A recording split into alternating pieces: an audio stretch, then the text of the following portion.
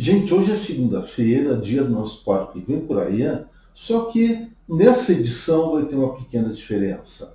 Normalmente eu analiso as perspectivas da economia brasileira e mundial, pelo menos os principais indicadores que vão ser divulgados, de terça a sexta-feira, porque esse vídeo normalmente eu faço segunda à noite. Só que hoje vem uma informação muito, mas muito relevante e tristemente negativa, que eu não posso deixar de falar a respeito das contas públicas brasileiras. Então vamos lá para o trabalho. Meu nome é Eduardo Starosta e esse é o canal Fora de Curva. Na segunda-feira foi divulgado o resultado orçamentário do Brasil, um déficit de 7,34 bilhões de reais. Bom, isso é pouco em relação aos prejuízos que nós tomamos nos meses anteriores. O dado é referente a setembro. Em agosto, o prejuízo foi de 21,4 bilhões, julho, 21,3, junho, 40,8 bi. Então, em princípio, 7,34 bilhões de reais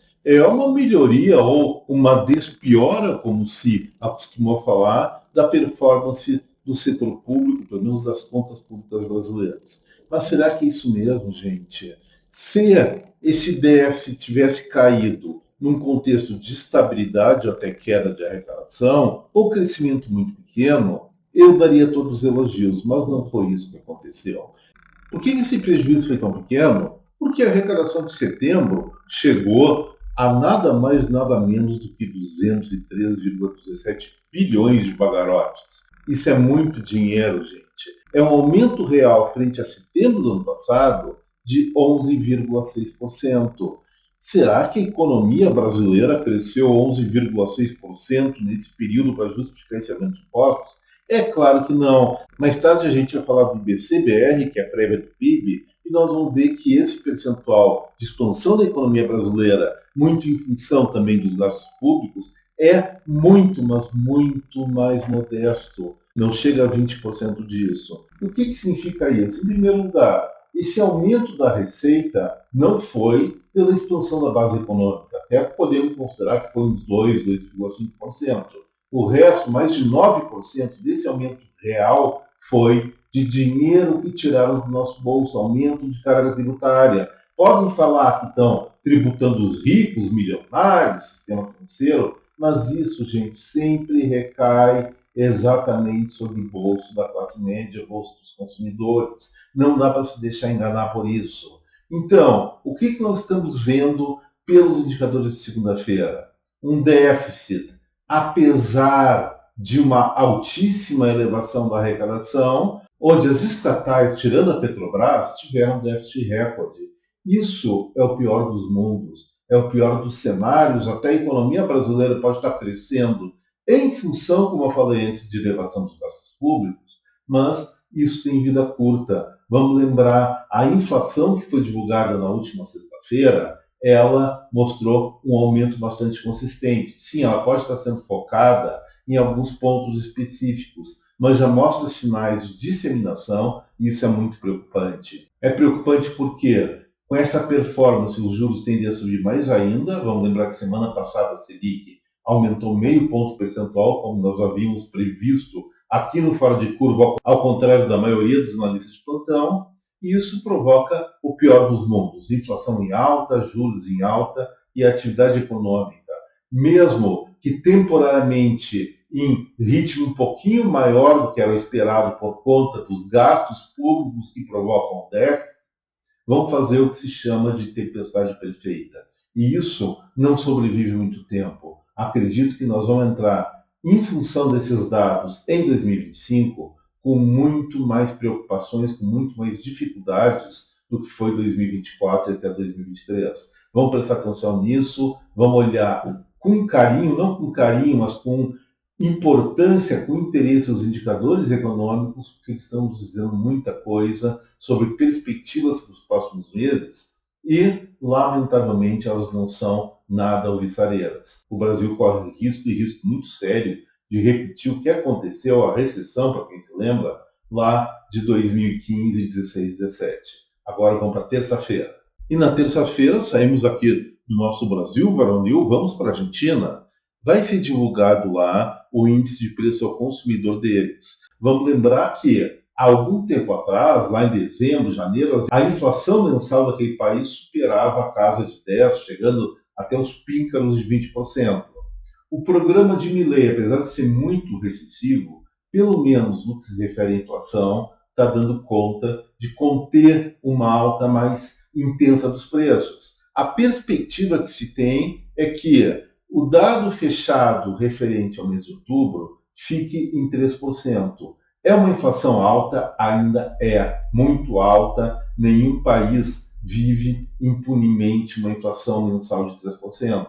Mas, importante dizer que ela mostra uma tendência de queda e, segundo as notícias do Clarim do La Nation, recentemente o presidente daquele país, tem gente que adora ele, tem gente que detesta, mas eu estou pegando os dados, o Javier Milei, ele demitiu boa parte da Receita Federal, mas o importante é que ele interviu de maneira bastante firme no Banco Central, na Casa da Moeda, secando ou eliminando de vez a emissão de dinheiro por lá. Isso deve fazer com que a inflação se desacelere ainda mais nos próximos meses. Espero que isso aconteça. Segundo o próprio Milei, eu ainda não tenho esses dados para comprovar o período de recessão por lá acabou de encerrar, já passou e agora a tendência de crescimento.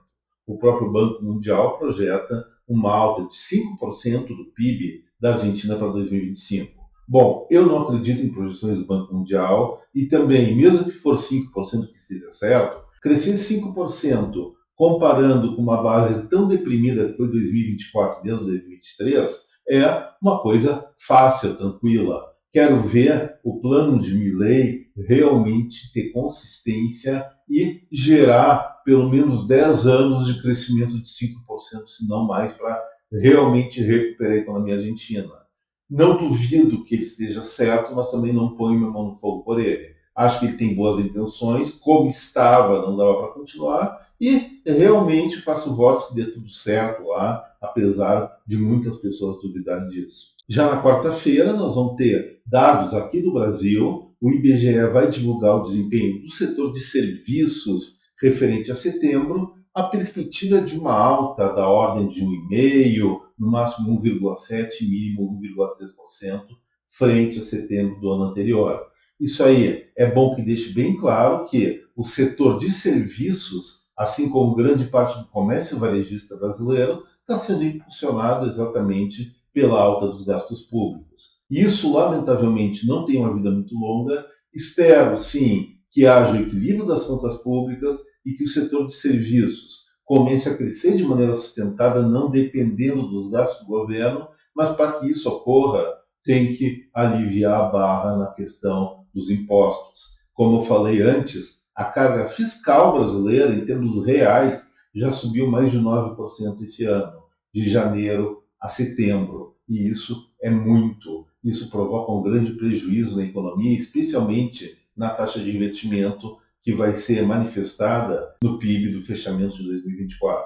Na quinta-feira vai ser o Banco Central quem vai divulgar dados importantíssimos a respeito da economia brasileira, também de setembro, que é o IBCBR, que é a prévia do PIB do nosso país para aquele mês. Nos últimos meses tem tido um crescimento bastante leve na contagem ou na contabilização do mês frente ao mês anterior, mas o cálculo que eu faço, gente, sempre é comparar o mês em relação ao mesmo mês do ano passado. E nesse ponto, talvez cresça em torno de 1,8% a 2,3%. Essa é a expectativa que eu estou jogando para vocês.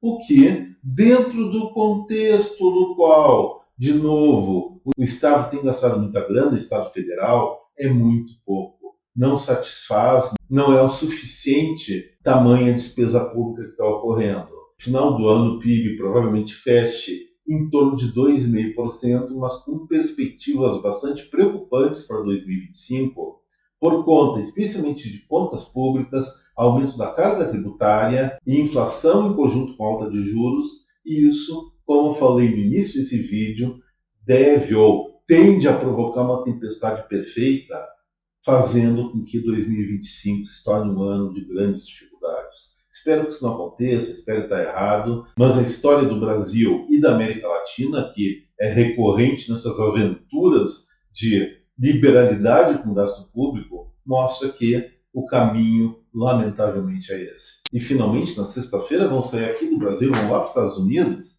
avaliar como é que está a produção industrial daquele país. Nós sabemos que os norte-americanos reduziram, alguns dias atrás, mais um pouquinho seus juros. Isso significa que eles estão necessitando reativar a economia, o setor de serviços vai bem, comércio varejista está mais ou menos patinando, mas o grande problema deles é a base industrial. E esse foi um dos motivos pelos quais, ou que garantiu a vitória de Donald Trump na corrida presidencial que se encerrou alguns dias atrás. A indústria norte-americana vem patinando há muito tempo e, na perspectiva dos resultados que devem ser divulgados sobre o mês de setembro, a coisa não deve ser tão diferente assim. Uma queda frente ao mesmo período do ano anterior, abaixo de 1%, em torno de 0,5%, 0,6%, mas que é muito preocupante na medida em que esse país ele tem a obrigação com seus cidadãos e até com a organização do Tratado do Atlântico Norte de crescer mais que os chineses, e isso, pelo menos nos últimos meses, nos últimos semestres, não está acontecendo, e esse é o principal ponto de tensões geopolíticas no mundo. Quem cresce mais? A China está alcançando os Estados Unidos em termos de riqueza total, não per capita, mas isso gabarita os chineses a ter uma indústria bélica comparativamente mais forte. E a geopolítica, como eu falei, está sendo determinada por investimentos armamentistas. Desde a Guerra Fria, não se investe tanto em armamento dos países como nesse momento, nesse 2024, e provavelmente 2025 vai aumentar. É lamentável, mas olhando estrategicamente para a economia norte-americana, se eles não reativarem a sua indústria, e esse é o projeto do Donald Trump, um dos principais projetos, eles vão estar entregando de bandeja o domínio da economia e da geopolítica global para os chineses, e acredito que eles não queiram fazer isso. Vamos pensar nesse assunto, ele é fundamental. Tais elementos vão nortear o debate, especialmente em 2025, vamos assistir talvez ou provavelmente a várias surpresas ou fatos surpreendentes nas relações dos países, e deixando esse pensamento, deixando essa perspectiva de pensamento para prestar atenção, eu encerro o Fora de Curva de hoje. Espero que vocês tenham gostado do vídeo, e se gostaram, não esqueça daquele like, de compartilhamento dessa película com a sua rede de contato, e aqueles ainda não inscritos, considerem sim se inscrever aqui no nosso canal. Um forte abraço a cada um de vocês, uma excelente semana, ainda mais aproveitando o feriado, aproveitando sexta-feira, 15 de novembro. Até breve. Tchau, gente.